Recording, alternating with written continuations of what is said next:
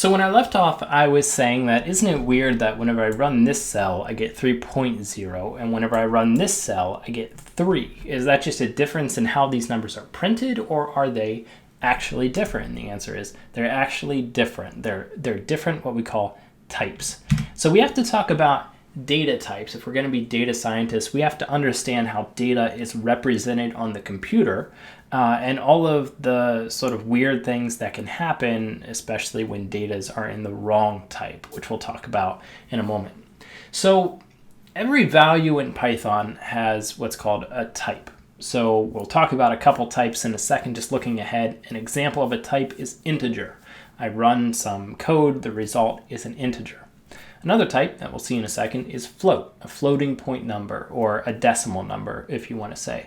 So all of the data we work with in this class is going to have a type, and we always have to be aware of what type we're working with, especially if we're choosing the wrong data type, we can run into some weird errors, as we'll see. So as I mentioned, the two data types we've seen so far are integers and floats. In Python, an integer is referred to by the shorthand int. So whenever you see int, it's talking about integers. And so a value of integer type is an integer of any size. Remember, an integer in the mathematical sense is any number that doesn't have a decimal component. Could be negative, could be positive, could be 0. On the other hand, a float is basically what you would think of as a decimal number. So it's a number with an optional fractional part. So 3.14 in Python is represented as a float. The number 3.0, like we saw a couple slides ago, that's a float because it has a fractional part, even though the fractional part is 0. So we make a distinction here between how the number is represented on the computer and the mathematical definition. So whenever we were doing arithmetic, so for example, 2 plus 3, I was going to get an integer result in that situation. I see 2 plus 3, I get 5. I take 2 to the 5th power, I get 32. I can take 2, let's try 2 to the 40th power, I get a large number. And in Python, it turns out you can make integers of arbitrary size. So if I do 2 to the 400th power, I get a really big number. And then if I do 2 to the 4,000th power, I get an even bigger number. And you can try this out. Remember, this is not running on your own computer, so you can feel free to make this as large as you want. This is 2 to the 40,000th power. Let's do 2 to the 400,000th. And now here's a tip in Python. I'm just going to make a quick digression here. This is kind of hard to read. I don't know how many zeros are in here. If you want, you can use underscores. Python doesn't really pay attention to the underscore. You can use the underscore in the place of a comma or a separator. So now I can easily see it's 400,000. I run this, and now I get just a big number. Okay, you can kind of see whenever I run this cell, takes Python a second to think. That's what that star, that asterisk means. Now let me try to make this even bigger. 4 million. Okay, now you'll see Python is going to take a little while to compute this. And it'll work. It'll eventually either compute the number or it'll run out of memory or time. If you run into a situation like this where you run some code and it's taking a long time, you can tell that it's thinking by that asterisk there. Here's how to deal with that. So let me go back to the, oh no, it finished. Wow, how about that? That's a large number. Anyways, let me show you how to deal with a cell that's taking a long time to run. If you see a cell like this, you probably just want to quote unquote kill the cell, meaning stop the code that's executing. So I'm going to run the cell again. Now here's the tip. Go up to kernel and hit interrupt. And you'll see this nasty error message printed out. It's not that big of a deal. It just means that you stopped Python and what it was doing. Now you can change your code, run the cell again, and it'll work. Okay, so that's the tip to stop a long executing cell that you don't want to finish. Okay, so those are integers. We see that whenever I run any of these cells, the result I get back doesn't have a decimal place.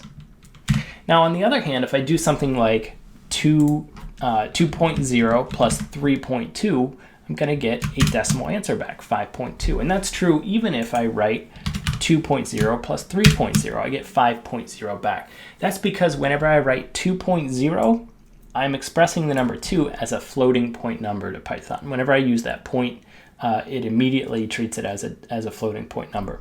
If I take 3.0 to the 400th power, let's first start with 3.0 to the 4th power. Okay, I get 81. To the 40th power, okay, now I get 1.21 to the 19th times 10 to the 19th. This is written in scientific notation, right? So remember the E means times 10 to the power 19 here. Now suppose I try 3.0 to the 400th power. Okay, I get 7 times 10 to the 190th power.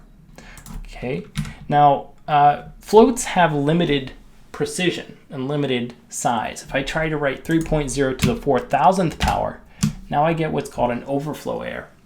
The reason this occurs is that unlike integers, floats take up a specific limited amount of memory in Python, and so they can only be so large.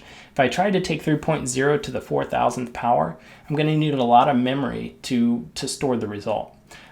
Floating point numbers in Python and in most languages have a limited size and have a limited precision, meaning that I can only represent numbers to a limited amount of decimal places. That's just the way that computers work. So suppose I multiply 3.0 times 4.2. We know what the result should be. Okay, it should be 12.6 exactly.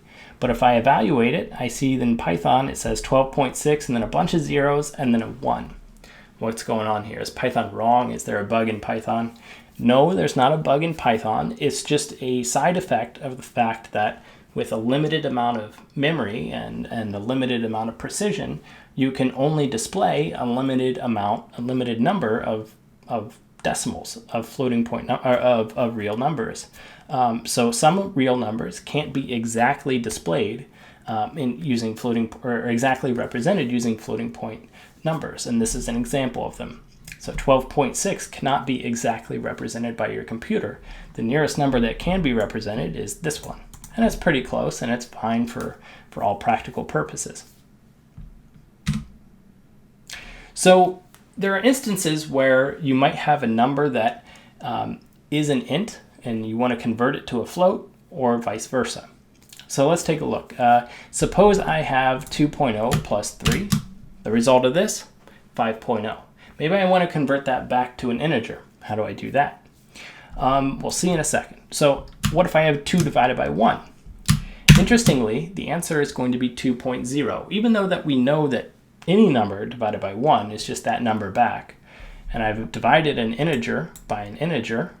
Now sometimes that'll give you a float. We'd expect that to give a float. Say 5 divided by 2 should give me 2.5.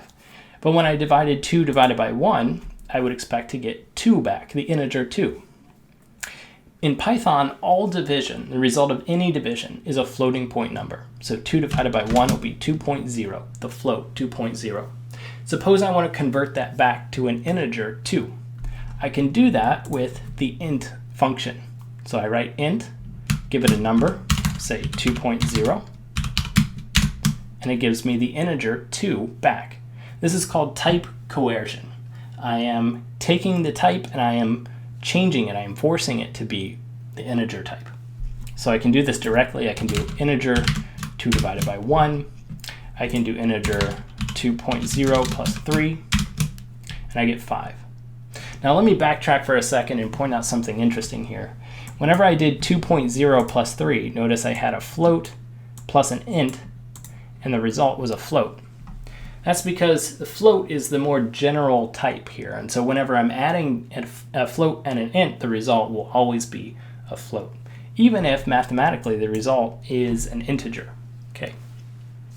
Now, if you put a number like 3.9 into int, there's some question about what the result would be, right? Because 3.9 is not a mathematical integer, so what does it mean to ask for the integer version of it?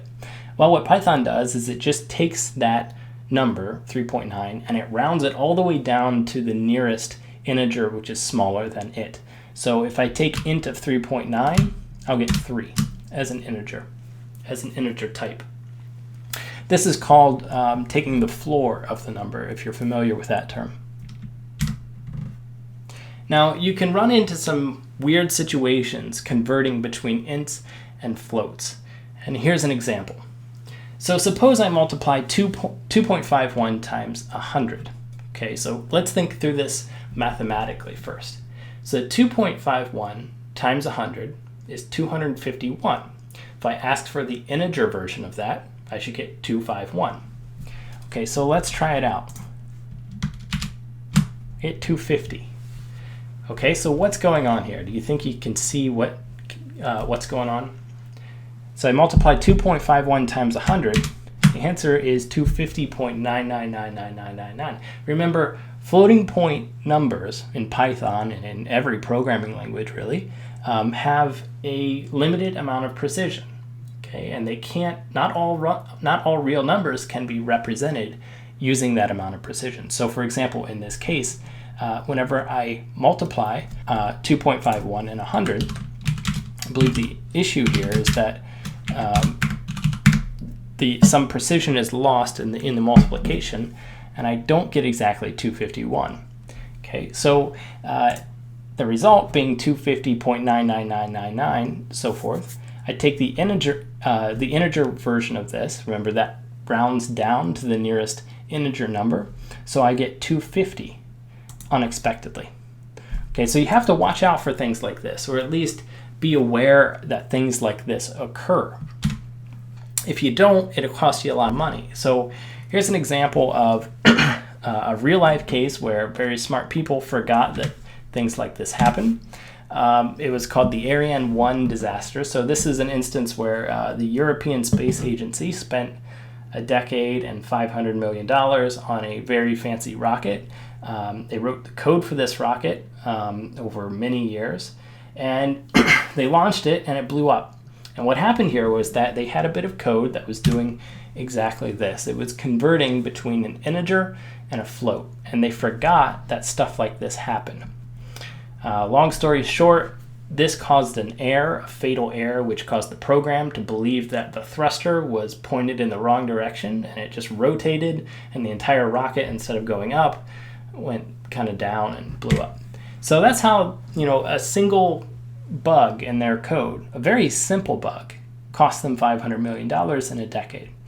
Okay, so knowing the difference, or knowing what can happen whenever you're coercing type, can save you a lot of money. In general, computers try to infer what you want from them to poor results a lot of times. For example, in this picture, right? So somebody's writing a text message, and they meant to write mortgage payment, but their iPhone converted it to Mott's applesauce, right? So this is what happens when computers try to guess. Here's another example that I quite like about computers trying to guess what it is that you're trying to do. That's more specific to inferring the type of things that you're writing. So in the scientific literature, there are certain names for genes. For example, like SEP10. Okay. Now, if you're doing your analysis in Microsoft Excel, like a lot of scientists do, Microsoft Excel tries to be really helpful whenever you write something like SEP10. In fact, it'll think of it as the date, September 10th, and it'll convert it to September 10th in the current year. So it turns out that if you look through a bunch of published scientific papers, if you look at in their appendices where they publish their data, a lot of times you'll see gene names converted to dates or other different types. Excel's trying to be really helpful. It's trying to convert what you typed into a date, for example. But it's not a date, it's a gene name. So in Python, Python kind of takes an opposite approach. It says, I'm not going to try too hard. I'm not going to try to guess what you mean. You have to tell me usually what type you want things. And if you want to convert, you have to tell me to convert. So that's the way that most real programming languages work. Some programming languages that aren't real in this sense, maybe JavaScript, Excel, I wouldn't call Excel a programming language, but real programming languages leave the work to you whenever you're going to convert between things because of things like this.